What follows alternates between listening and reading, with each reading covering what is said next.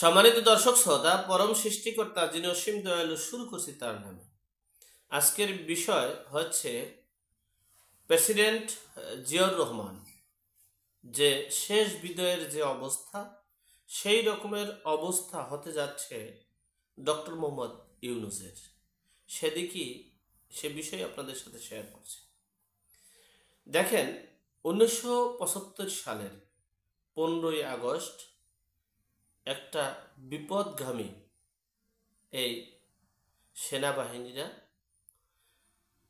বঙ্গবন্ধুর সপরিবারে হত্যা করেছিল। এরপরে দেশে একটা সামরিক শাসন জারি হয়েছিল। সেই শাসনটা 7ই নভেম্বর পর্যন্ত কার্যকর ছিল। 1975 সালের 7ই নভেম্বর এক সিপাহী যুদ্ধ হয়েছিল। সিপাহী তো বুঝেন, সেনাবাহিনীর যে যুদ্ধ, সেই সিপাহী যুদ্ধের পর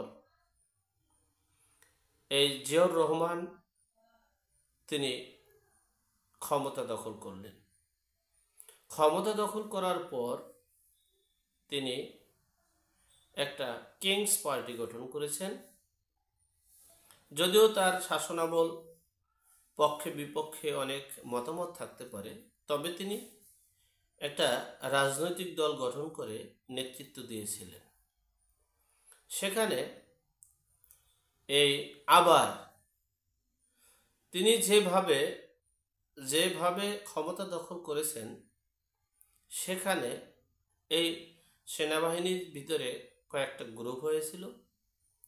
সেই বিপদগামী সেনাবাহিনীরা এই জিয়াউর রহমানকে হত্যা করেছিল ক্ষমতা থাকাকালীন অবস্থায়।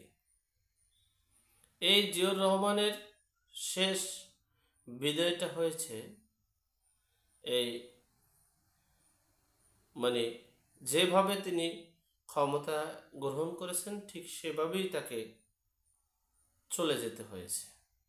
ঠিক আমার কেমন জানি বিভিন্ন বিষয়ে অবজারভেশন করে মনে হচ্ছে, কেমন জানি যে ডক্টর মোহাম্মদ ইউনূস সেই একটা বিপ্লবের মাধ্যমে সরকার গঠন করে, যখনই দেশের মানুষদেরকে প্রতিপক্ষ করে, দেশের স্বাধীনতার চেতনাকে শেষ করতে চেয়ে একটা কিংস পার্টি গঠন করছে।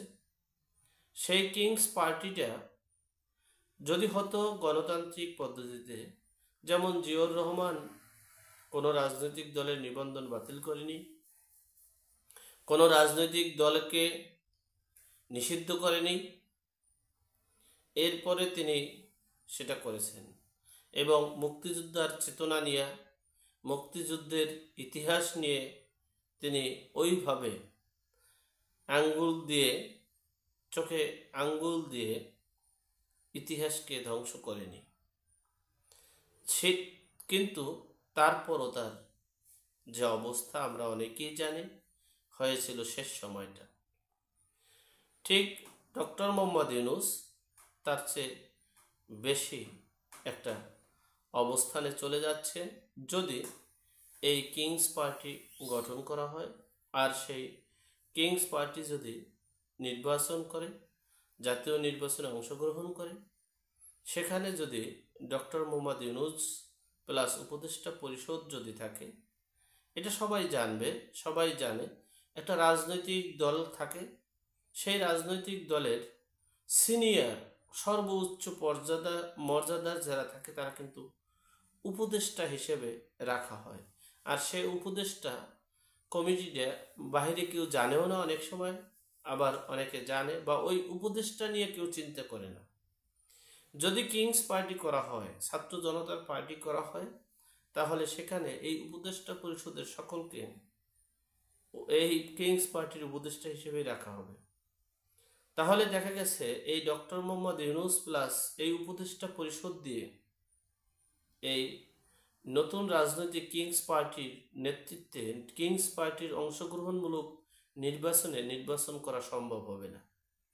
সেখানে বাংলাদেশের যে পুলিশ প্রশাসন আছে এবং সেনাবাহিনীর 3টে গ্রুপ আছে, গ্রুপ হয়ে গেছে অলরেডি। একটা গ্রুপ নিরপেক্ষতা, দেশ রক্ষার্থে এবং দেশের মুক্তিযোদ্ধার চেতনায় খুব অনড়। আর একটা গ্রুপ জামাত ইসলামকে মানে চাচ্ছে এবং ডক্টর মোহাম্মদ ইউনূসকে চাচ্ছে, মাইনাস আওয়ামী লীগ বিএনপি। আর একটা গ্রুপ আছে যে মাইনাস আওয়ামী লীগ বিএনপি যেই হোক না কেন, কিন্তু কিংস পার্টি করবে, সেটা কার কিসের আদলে কেমনে। তিনটা যে গ্রুপ হয়েছে, একটা হলো নিরপেক্ষ, একটা হলো আওয়ামী লীগ গ্রুপ, আর একটা হলো -2 গ্রুপ। এখন কোন গ্রুপ দুইটা সফল? একটা হলো যে দেশের জন্য যারা, আর একটা হলো এই মাইনাস, আর একটা হলো দেশের জন্য, আর একটা হলো আওয়ামী লীগ। এই দুইটা গ্রুপ ভারী বেশি। আর একটা গ্রুপ হচ্ছে এই -2। তো এই দুই গ্রুপের সাথে একটা গ্রুপ পারবে কিনা, সেখানে কি হবে সেটা একটা বিষয়। সেখানে দেখা গেছে যদি ডক্টর মোহাম্মদ ইউনূস নিজে যদি স্ব-ইচ্ছে পদত্যাগ না করে, যদি স্ব-ইচ্ছে ক্ষমতার এই বর্তমান যে করুণ অবস্থা সেখান থেকে যদি বেরিয়ে না আসে, তাহলে হয়তোবা সেরকমের চতুর্দিক থেকে এবং দেশ এবং বিদেশের সকল মানে পরাশক্তিগুলো, সকল মানে আমাদের বিশ্বের সকল শক্তিগুলো ইউনূসের, ডক্টর মোহাম্মদ ইউনূসের বিপক্ষে চলে গেছে। সেখানে কেমন জানি মনে হচ্ছে যে শহীদ প্রেসিডেন্ট জিয়াউর রহমানের মতো অবস্থা হবে মনে হয়। যাই হোক, সর্বোপরি কথা হচ্ছে ডক্টর মোহাম্মদ ইউনূস কি করলে ভালো হবে, কি করলে দেশের জনগণের পক্ষে, দেশের পক্ষে, দেশের মানুষের পক্ষে। তবে আমি জোরালো অনুরোধ করব, এই ডেভিল হান্টের মাধ্যমে আওয়ামী লীগকে ট্যাগ দিয়ে, ছাত্রলীগকে ট্যাগ দিয়ে, নিরপরাধীকে, হ্যাঁ যারা অপরাধ করেছিল তাদেরকে মামলা দেওয়া হয়েছে। এই মামলার বাহিরে একটা লোকেও যদি গ্রেপ্তার করা হয়, তাহলে খুবই আস্তে আস্তে বাংলাদেশটা কিন্তু এখন ভয়ঙ্কর রূপ নিচ্ছে। এমনকি আপনারা এই অজ্ঞাতনামা আসামি মাধ্যমে দেশের মানুষদেরকে হয়রানি করেন না।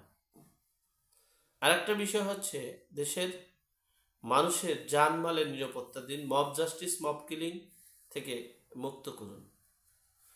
ডক্টর মোহাম্মদ ইউনূসের এখন আমার মনে হচ্ছে, আমার চিন্তা যে ডক্টর মোহাম্মদ ইউনূস যদি একটা কিংস পার্টি করতে চায়, তাহলে তাকে ক্ষমতা ত্যাগ করে কিংস পার্টি করা উচিত বলে আমি মনে করছি।